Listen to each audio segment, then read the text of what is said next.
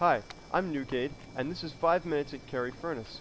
It's a brief tour of the exterior of one of my favorite Pittsburgh landmarks, Carrie Furnace.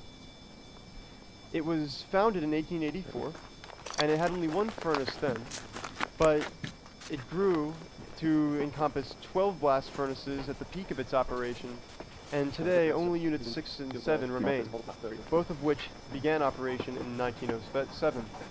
It's actually right across the river from the 1892 Battle of Homestead, where Andrew Carnegie hired a squad of mercenaries to break a strike.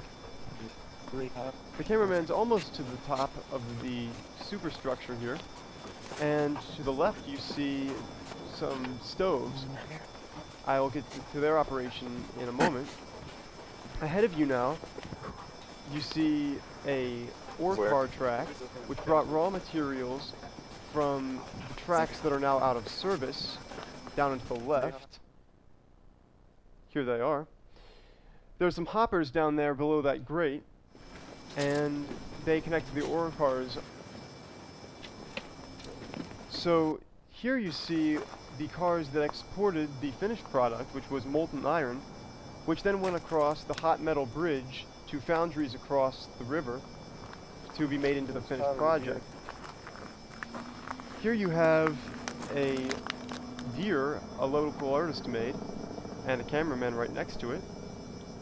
He actually had also made a giant owl or moth, which was ripped down by people who thought that it was made by Satan worshippers. That long building is some sort of maintenance building full of staff lockers. So the cameraman's about to look down into the blast furnace now. You see a baffle that spread out the coke and the fuel and the ore as it was dumped in. And then it was all cooked by this superheated air from the stoves that I mentioned earlier. The stoves preheated the air to 1800 degrees before blowing it into the furnace, which is why it's called a blast furnace.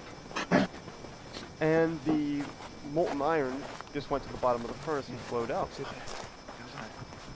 So at least one of these stoves was always preheating, ready, and blasting respectively, so that you would just cycle through the different stoves via that system of pipes that you see.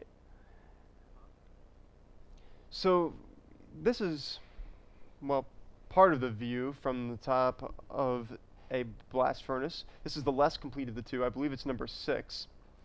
And off in the distance you see the Rankin Bridge, not named after the Rankine cycle, and also a still operating steel mill, one of the last remaining operating steel mills in Pittsburgh. And there's the top of the stoves. And you see the top of the other blast furnace over there in the distance, and here's a stack which is connected underground to the stoves. There is actually no door into this underground connection because it just never got dirty. It was experiencing 1800 plus degree air at all times, and low oxygen content at that. It's still very clean down there. So now we're walking along the top of the superstructure. The stoves are to the right, and you can see here is some of the equipment responsible for routing the hot air into the stoves and through the preheats and the blast furnace itself. And you also saw the dilapidated building, which was a powerhouse. So here's the gantry crane. You can still get onto it. It's quite dilapidated itself. Ladders.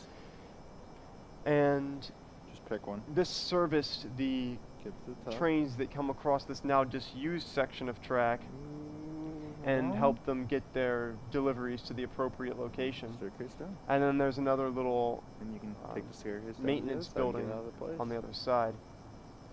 I hope you enjoyed 5 Minutes at Carrie Furnace. You can find more information about Carrie Furnace at my website, mj.justtoirritateYou.com. My hands are frozen to the camera. Thank you.